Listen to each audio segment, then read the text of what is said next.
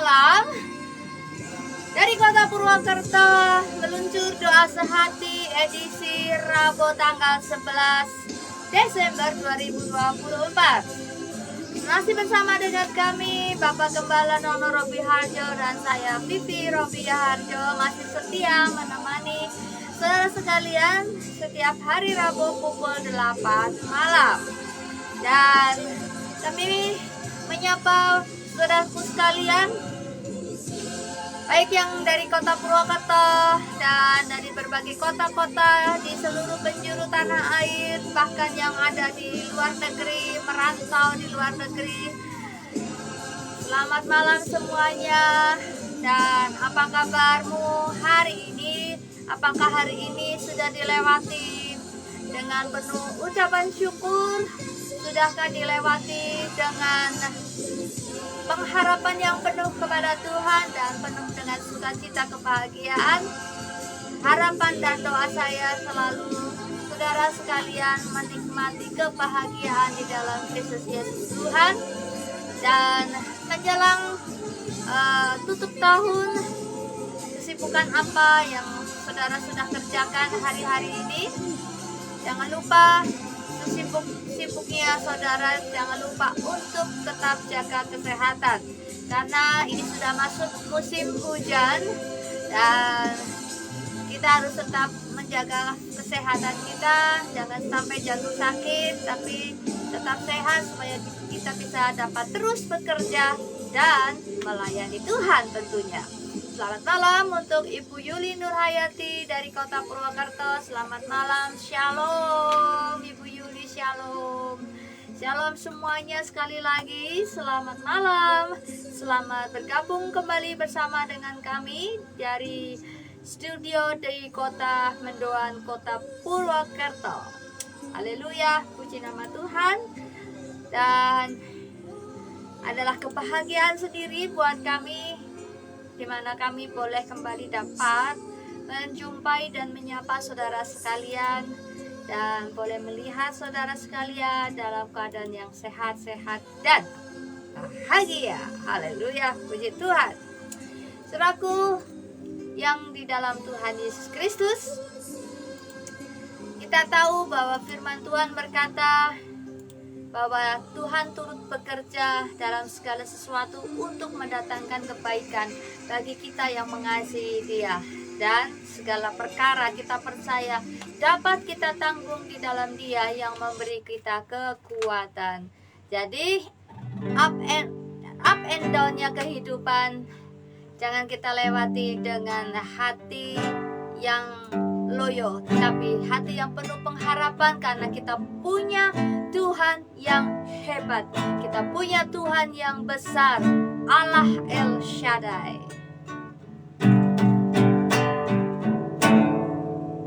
El Shaddai, El Shaddai, Allah Maha Kuasa. Ya besar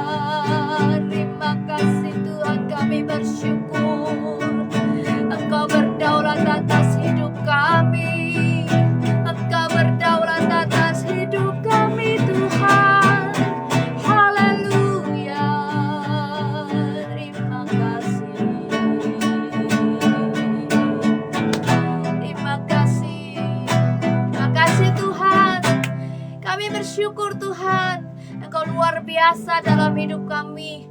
Engkau dahsyat dalam hidup kami Tuhan. Segala perkara dapat kami tanggung di dalam Engkau yang memberikan kami kekuatan, yang menopang kami, yang senantiasa menuntun kami, dan yang menggendong kami. Terima kasih Tuhan, malam hari ini kami diberkati. Hari ini kami diberkati dengan kesehatan, dengan pemeliharaan, dan juga dengan perlindungan Tuhan yang sempurna. Kami mendekat kepadamu malam hari ini Tuhan. Kami mau diisi dengan kebenaran firman-Mu. Kami mau Tuhan, hati ini boleh menjadi tanah yang subur, yang menjadi tempat untuk firman-Mu boleh tumbuh dan menghasilkan buah dalam hidup kami. Kami mau hidup kami adalah hidup yang berdampak dan menjadi berkat. Karena itu Tuhan, perlengkapi kami malam hari ini dengan firman-Mu, dan biarlah Tuhan mengurapi hamba-Mu yang akan menyampaikannya. Dan kami sekalian umat-Mu, kami mau dengar-dengaran akan Engkau. Terima kasih Tuhan, biar damai sejahtera Tuhan menguasai setiap kami. Terpujilah nama-Mu Tuhan, dalam nama Tuhan Yesus yang siap mari katakan amin. Selamat malam Mbak Lora dari Kota Purwokerto. Shalom.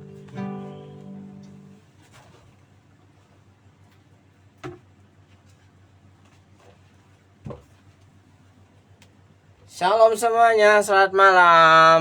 Selamat malam semuanya. Doa kami kiranya saudara sehat-sehat selalu ya, dan bahagia ya.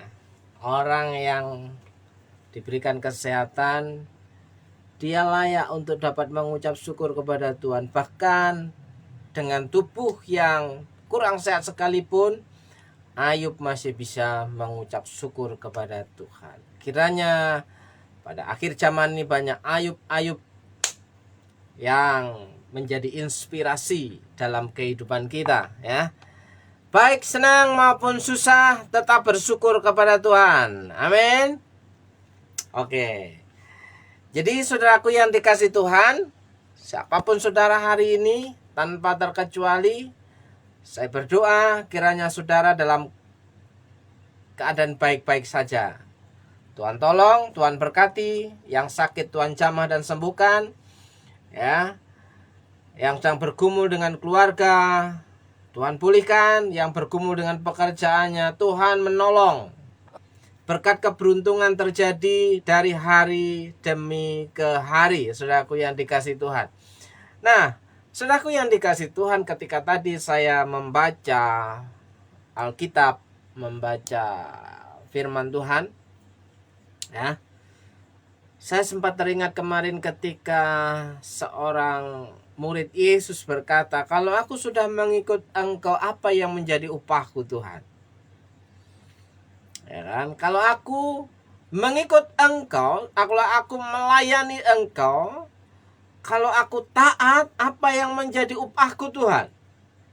Ya, seringkali orang itu bekerja berdasarkan upah. Jika tidak ada upah, orang itu tidak mau bekerja. Saudaraku yang dikasih Tuhan. Apakah ketika kita mengikut Tuhan, percaya kepada Tuhan, itu berdasarkan upah atau berdasarkan Tuhan baik? Ya. Sekali lagi, kita menjadi percaya kepada Tuhan itu oleh karena berdasarkan upah atau karena Tuhan baik. Apa bedanya dengan orang-orang yang mau bekerja hanya berdasarkan upah? Ketika tidak ada upah, di depannya dia tidak mau mengambil bagian. Ya. Maka firman Tuhan yang berkata, di mana hatimu berada, di mana hartamu berada, maka di situ hatimu berada. Itu berlaku. Karena orientasi kebanyakan orang adalah menerima upah. Cuan. Nah, saudaraku yang dikasih Tuhan, saya ingin mengajak saudara membaca bagian ini. Ya, Markus pasal yang ke-10 ayat 28 sampai dengan 31. Upah mengikut Yesus. Ya. Judulnya ini terlalu provokatif, saudaraku yang dikasih Tuhan. Sehingga merayu seseorang kalau mengikut Yesus itu ada upahnya. Ya, bisa jadi kaya, diberkati. Ya, kalau orientasinya mengikut Yesus bisa jadi orang kaya, ya, mengikutlah bos. Mengikutlah juragan. Ya. Dan bekerjalah di sana, maka saudara akan menjadi orang yang berada. Berada di mana? Oke, saudaraku yang dikasih Tuhan. Apakah kita akan bisa mengikuti uraian demikian, ya? Markus pasal 10 ayat 28. Berkatalah Petrus kepada Yesus, kami ini telah meninggalkan segala sesuatu dan mengikut Engkau. Saudara nanti menyimak, ya, bagian Injil Matius pasal 19, Injil Lukas pasal 18, ya. Berkatalah Petrus kepada Yesus, kami ini telah meninggalkan sesuatu dan mengikut Engkau. Jawab Yesus, aku berkata kepadamu, sesungguhnya setiap orang yang karena aku dan karena Injil meninggalkan rumahnya. Perhatikan baik-baik, ya. Mengikut Yesus berharap diberkati, berharap diberikan upah, malah meninggalkan rumah. Karena Injil meninggalkan rumahnya, saudaranya laki-laki atau saudaranya perempuan, ibunya atau bapaknya, anak-anaknya atau ladangnya. Berarti harta kekayaannya ditinggalkan. Orang itu sekarang pada masa ini juga akan menerima kembali 100 kali lipat. Apa yang diterima kembali 100 kali lipat? Rumah, saudara laki-laki, saudara perempuan, ibu, anak, dan ladang. Sekalipun disertai berbagai penganiayaan, dan pada zaman yang akan datang ia akan menerima hidup yang kekal. Garis bawahi, hidup yang kekal, eternal life. Tetapi banyak orang yang terdahulu akan menjadi yang terakhir, dan yang terakhir akan menjadi yang terdahulu. Bapak Ibu, mungkin saudara akan mencari-cari, ya, kok tidak ada kata istri di situ? Kok tidak ada kata istri di situ? Ya, coba perhatikan baik-baik, ya. Aku berkata kepadamu, sesungguhnya setiap orang yang karena aku dan karena Injil meninggalkan rumahnya, saudara laki-lakinya atau saudaranya perempuan, ibunya atau bapaknya, anak-anaknya atau ladangnya. Tidak ada atau istrinya. Ya, saudara yang dikasih Tuhan. Atau suaminya. Ya. Orang itu sekarang pada masa ini juga akan menerima kembali 100 kali lipat. Rumah, saudara laki-laki, saudara perempuan, ibu, anak, dan ladang sekalipun disertai berbagai penganiayaan. Ya. Salam Bu Wiwin. Ya. Salam dari Purwokerto. Semoga kangen kotanya, ya. Oke, kembali saudaraku yang dikasih Tuhan. Ternyata dalam teks ini tidak muncul kata istri atau kata suami. Saudaraku yang dikasih Tuhan. Ya, apa yang menjadi perenungan kita? Nah, karena suami dan istri itu menjadi satu bagian. Jadi tidak bisa dipisahkan. Ya, dan tidak bisa digolongkan dalam teks ini, ya. Banyak orang polemik di luar sana bahwa orang Kristen kalau dia mengikuti Yesus akan diberikan istri yang banyak. Padahal di dalam teks ini tidak ada perkataan secara letterlek, ya, kata istri atau kata suami, yang itu ibu atau bapak, anak atau saudara, atau harta benda. Saudaraku yang dikasih Tuhan, itu artinya apa? Suami istri tetap menjadi tim yang solid, Dan jangan tinggalkan yang esensi demi sebuah prestasi, saudaraku yang dikasih Tuhan. Nah, sekarang kembali kepada ayat 28. Berkatalah Petrus kepada Yesus, kami ini telah meninggalkan segala sesuatu dan mengikut Engkau. Kita cek di Injil Matius pasal 19. Lalu Petrus menjawab dan berkata kepada Yesus, kami ini telah meninggalkan segala sesuatu dan mengikut Engkau, jadi apakah yang akan kami peroleh? Ternyata Petrus pun pada awalnya memiliki pemahaman cara berpikir yang salah tentang mengikut Yesus, yaitu apa? Ketika mengikut Yesus, meninggalkan semuanya, dia akan mendapatkan upah apa? Upah yang dia mengerti pada waktu itu mungkin ketika dia meninggalkan rumahnya, warisannya, dia akan mendapatkan lagi. Saudaraku yang dikasih Tuhan. Tapi kalau mengikut Yesus, dapatnya apa? Ya. Aku berkata kepadamu, sesungguhnya pada waktu penciptaan kembali, apabila Anak Manusia bersemayam di tahta kemuliaannya, kamu yang telah mengikut aku akan duduk juga di atas 12 tahta untuk menghakimi ke-12 suku Israel. Oh, menurut versi Injil Matius menjelaskan bahwa pada waktu penciptaan kembali, ya,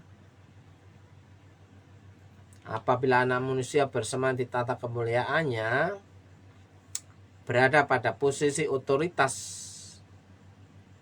yang sesungguhnya, ya, di situ dikatakan kamu yang telah mengikut aku akan duduk juga di atas 12 tahta untuk menghakimi.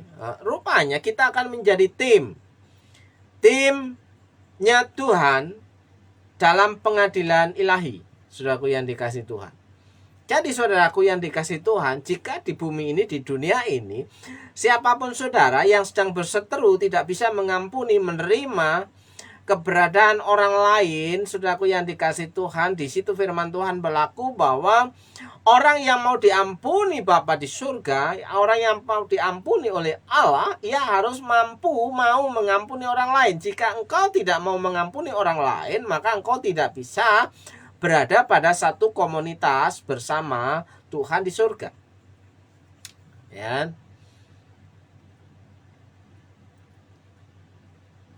Shalom, Opa Wisnu.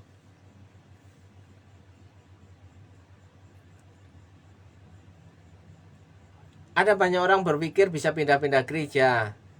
Ada orang berpikir bahwa karena jengkel dengan jemaat, karena jengkel dengan pendetanya, terus dia pindah gereja. Ingat di sini bahwa akan bertemu pada sidang pengadilan ilahi, bahwa di situ yang menjadi pemimpin adalah orang yang mengikut Tuhan dengan setia. Ia akan bersama-sama menjadi tim kerjanya Tuhan untuk mengadili, ya, mengadili orang-orang yang sudah dibangkitkan dari kematian, saudaraku yang dikasih Tuhan. Jadi saudara akan tetap berjumpa dengan orang yang sama, ya kan?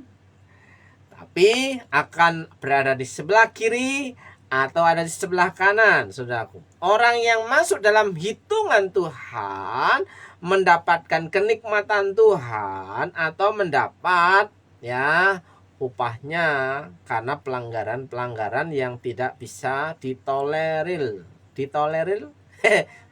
Tolerir, ya, saudaraku ya. Saudaraku yang dikasih Tuhan, ada banyak salah kata. Maaf, nih hari yang kemarin pada waktu live saya salah kata untuk menyebutkan sebenarnya bahan renungan kita adalah kitab Sefanya, tapi saya menyebutnya kitab Nabi Hagai. Ya, ralat bahwa live kemarin adalah renungan kitab Sefanya. Ya, sudah diralat ya. Catat baik-baik. Shalom juga hambanya.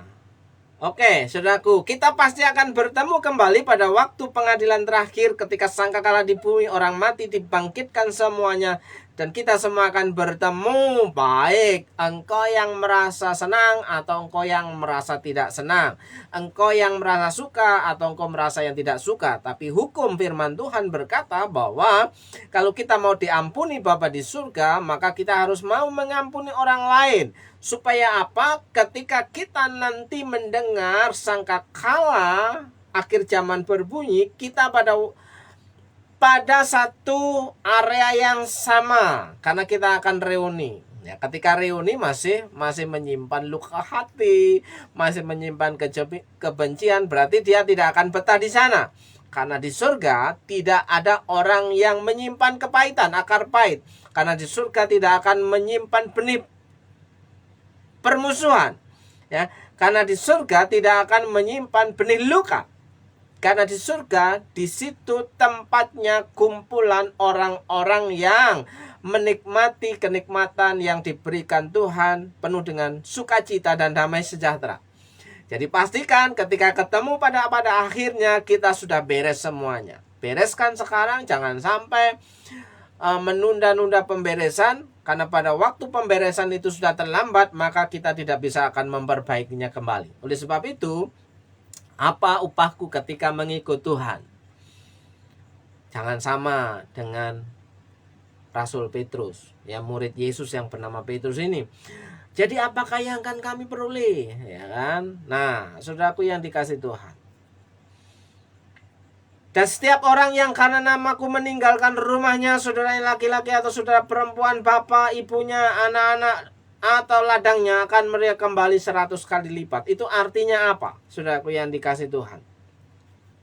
Kata 100 kali lipat bisa jadi arti harfiah, bisa jadi arti kiasan, saudaraku yang dikasih Tuhan.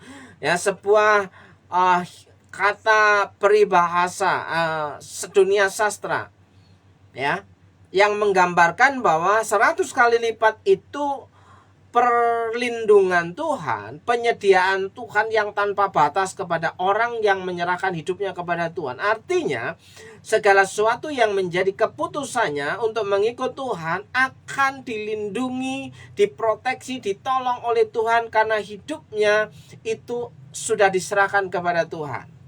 Nah, ada garansi seperti itu. Ya, 100 kali lipat. Bukan ketika kehilangan HP 1 unit terus di Tuhan ganti dengan 100 unit. Bukan itu maksudnya. Jadi ingat baik-baik saudaraku, pemeliharaan Tuhan tidak terbatas oleh kata 100. Tapi pemeliharaan Tuhan itu boleh dikatakan unlimited, ya. Dengan ungkapan 100 kali lipat akan 100 sempurna. Ya. Percayakah saudara bahwa ketika engkau mengikut Tuhan, saudara akan mendapatkan, ya, proteksi Tuhan, pemeliharaan Tuhan, perlindungan Tuhan, penyertaan Tuhan. Nah, bukankah kita suka menyanyikan tiap langkahku diatur oleh Tuhan dan tangan kasih-Nya menuntunku, ya. Siapkah kita dituntun oleh Tuhan, dibimbing oleh Tuhan, saudaraku? Ya, karena orang-orang yang menyerahkan tangannya dalam tuntunan tangan Tuhan, hidupnya itu pasti terpelihara. Kata diberkatilah orang yang mengandalkan Tuhan, itu adalah orang-orang yang hidupnya dipelihara oleh Tuhan. Ya, jangan samakan orang yang diberkati Tuhan identik dengan orang yang akan menjadi kaya. Kaya untuk apa kalau tidak bisa punya makna, ya kan? Banyak orang kaya, banyak orang yang sudah diberkati secara materi, tapi hidupnya tidak bisa berdampak dan menjadi berkat bagi orang lain. Apa artinya hidup ini tanpa Yesus kami miliki? Orang yang mengikut Yesus itu tidak punya hati yang kikir, saudaraku yang dikasih Tuhan. Orang yang percaya kepada Tuhan Yesus bahwa hidupnya itu terpelihara karena berkat kemurahan Tuhan, ia tidak akan menjadi pelit hatinya. Saudaraku yang dikasih Tuhan. Ada banyak orang katanya percaya kepada Tuhan, Tuhan sanggup memberkati, tapi hidupnya sangat pelit sekali, sangat kikir sekali, sangat hitung-hitungan sekali, saudaraku yang dikasih. Padahal Tuhan itu tidak pernah hitung-hitungan terhadap saudara. Bahkan ketika dikatakan, ya, meskipun dosamu merah seperti kirmisi akan menjadi putih seperti bulu domba. Artinya apakah di situ Tuhan hitung-hitungan? Ya, apakah Tuhan memberkati saudara, menolong saudara, mengasihi saudara berdasarkan transaksional? Yang bisa transaksional hanya Tuhan sendiri. Ya, Ia mengorbankan dirinya sendiri. Kalau saudara mengorbankan diri sendiri, apakah cukup untuk membayar lunas hutang-hutang dosanya? Saya pikir tidak ada orang yang bisa membayar lunas dosa-dosanya, saudara. Sekalipun nyawanya diberikan, tidak akan bisa menebus dosanya. Karena penebusan itu, ya, hanya bisa dilakukan oleh Tuhan itu sendiri. Ya. Berapa harga yang harus dibayarnya? Apakah nyawa kita itu selevel sebanding dengan, ya, pribadi Tuhan yang tanpa cacat, tanpa celah? Sementara kita, ya, adalah kita, ya, saudara dan saya, itu adalah orang-orang yang dikenal sebagai pendosa, ya. Itu sangat beda jauh sekali, ya. Seorang pendosa mengorbankan dirinya untuk menebus, menjadi garansi untuk keselamatannya. Ya, tidak sebanding seimbang dengan yang dilakukan Tuhan sendiri yang tanpa dosa, tanpa cacat, tanpa celah, menjadi penebus. Nah, apa artinya? Satu-satunya yang sanggup menolong orang yang cacat dan berdosa ini adalah Tuhan itu sendiri. Tanpa kemurahan Tuhan, saudara dan saya tetap sebagai seorang pendosa yang tidak bisa membersihkan kehidupannya. Oleh sebab itu, saudaraku yang dikasihi Tuhan, mengikut Tuhan, jangan memiliki orientasi apa yang akan kuterima. Tanpa engkau tanyakan pun Tuhan sudah memberikan garansi, ya. Apa garansinya, saudaraku yang dikasih Tuhan, ya? Dan pada zaman yang akan datang ia akan menerima hidup yang kekal, ya. Akan satu circle, ya, akan sefrekuensi dengan Tuhan, ya, akan menjadi satu kumpulan orang-orang percaya yang penuh dengan sukacita. Dan kalau di masa di dunia ini, pemeliharaan Tuhan itu akan terjadi dalam kehidupan saudara. Apa yang pernah kau tinggalkan? Hartamu kah? Tuhan akan cukupkan keperluanmu dalam kehidupan, ya. Ada banyak orang berkata, bukankah itu Tuhan Yesus mengajarkan sesuatu yang salah? Kenapa harus meninggalkan orang tuanya? Kalau orang tuamu salah, kenapa kamu ikutin? Kalau saudaramu salah, kenapa kamu ikutin? Kalau kakakmu salah, kenapa kamu ikutin? Kalau adikmu salah, kalau pamanmu salah, kenapa kamu ikutin? Ya. Apa konsekuensi ketika engkau pada jalur yang benar mengikut Tuhan, engkau akan tidak disukai oleh banyak orang. Ya kan? Kalau kamu mengikut Tuhan, apa yang akan kamu dapatkan? Ya. Keluargamu mau kamu kasih makan apa? Bukankah itu suatu hal yang menyakitkan bagi orang-orang yang mengikut Tuhan ketika dipertanyakan pertanyaan-pertanyaan seperti itu, saudaraku yang dikasih Tuhan? Tapi ingatlah, ya, ketika engkau mengambil keputusan mengikut Tuhan dengan hati yang jujur, ya, Tuhan akan pelihara kamu. Tuhan akan gantikan di situ kata 100 kali lipat, bahwa di situ Tuhan akan mencukupkan kebahagiaanmu, sukacitamu, penghiburanmu. Ya, akan banyak saudara-saudara di sekelilingmu yang menjadi saudara yang tadinya bukan sedarah dan sedaging, akan menjadi saudara pada bagiannya. Yang kau akan mendapatkan ibu, kau mendapatkan bapak. Ya.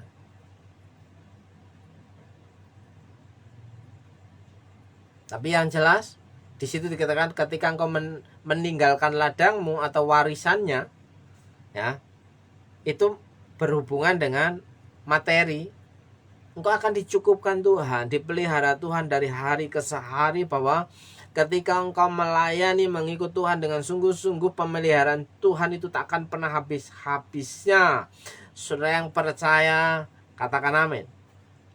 Ya. Sepanjang saya mengikut Tuhan, ya, Tuhan selalu memberikan penghiburan demi penghiburan, saudaraku yang dikasih Tuhan. Ya. Tuhan selalu memberikan sukacita, walaupun pada saat-saat tertentu saya tidak bisa menyadari, ternyata Tuhan membawa kepada suatu masa ke masa yang lain, supaya mengerti bahwa pemeliharaan Tuhan itu cukup. Belajarlah menjadi orang yang percaya sungguh. Yang belum engkau lihat, perkatakan aku percaya Tuhan.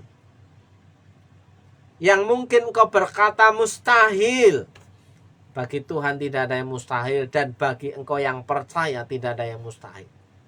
Mengakhiri akhir tahun ini, saudaraku yang dikasih Tuhan, apa yang belum pernah engkau pikirkan, apa yang engkau inginkan ternyata tidak sesuai dengan kehendak Tuhan, dan Tuhan gantikan yang lebih baik. Ya, bukanlah kita sering berkata akan indah pada waktunya. Indah pada waktu Tuhan, bukan pada waktumu. Tuhan tahu kapan harus bertindak, kapan harus menyalurkan, kapan kita dapat dipercaya untuk menerima berkat yang Tuhan beri. Banyak orang tidak siap untuk menjadi orang yang diberkati Tuhan. Kenapa? Hatinya belum pulih, ya. Justru banyak orang akan terikat dengan materi, banyak orang akan terikat dengan mamon, ya. Akan banyak orang akan terikat dengan duniawi ini, ya. Kita masih duniawi, kita butuh hal yang duniawi, tapi ya kita tidak boleh terikat dengan hal yang duniawi. Pada akhirnya kita akan tinggalkan semua, saudara. Namun yang lebih penting adalah bagaimana hal yang duniawi, materi ini kita pergunakan untuk memuliakan Tuhan dan dapat menjadi berkat bagi orang-orang di luar sana, di sekeliling kita. Ya, kalau saudara mau terlalu berpikir terlalu jauh untuk menjadi dampak terang berkat bagi orang-orang di sana, sementara di lingkungan sendiri saudara menjadi orang yang kikir dan belit, itu tidak mungkin terjadi. Ya, pastikan bahwa di lingkunganmu sendiri saudara menjadi orang-orang yang terang, ya kan, bukan orang-orang gelap. Oke, saudaraku yang dikasih Tuhan, saya kira kita semua paham bahwa apa yang menjadi upah bagi pengikut Kristus adalah kehidupan yang kekal bersama Tuhan. Ya, artinya kehidupan berjalan bersama dengan Tuhan. Satu atmosfer dengan Tuhan. Kalau itu yang terjadi, saya pikir cukup juga bagi kita yang ada di dunia yang fana ini. Karena kalau kita hidup hari ini, ya, satu atmosfer dengan Tuhan, satu circle dengan Tuhan, kita terhubung dengan Tuhan, ya, maka pemeliharaan Tuhan itu tersedia. Seperti halnya Mazmur pasal 23. Ia menyediakan makanan, ya, di hadapan lawan-lawanku. Artinya apa? Setiap apa yang menjadi kebutuhanmu, yang menjadi tantangan dalam kehidupanmu, Tuhan akan sediakan dengan cukup. Yang percaya katakan amin. Saya mau berdoa untuk saudaraku, siapapun saudara hari ini yang sudah bergabung, saya percaya Tuhan punya acara dan rencana yang terbaik dalam kehidupan saudara. Tuhan sanggup menolongmu. Jangan tanyakan apa upahku. Kalau Dulu-dulu saya pernah berpikir bahwa ketika aku melayani Engkau Tuhan, aku mengikut Engkau Tuhan, aku takut menjadi orang yang miskin. Karena akan diejek banyak orang. Kayak akan diremehkan banyak orang mengejek. Banyak orang itu mau percaya kepada kita kalau kita punya apa-apa. Kalau kita nggak punya apa-apa, kita diremehkan. Ketakutan awal ketika mengikut Tuhan. Ya, kalau berani jujur, apanya yang salah? Ya kan? Tapi percayalah, siapapun kau, apapun keberadaanmu, Tuhan akan memberkati hidupmu dan memberikan otoritas dalam kehidupanmu. Engkau akan menjadi leader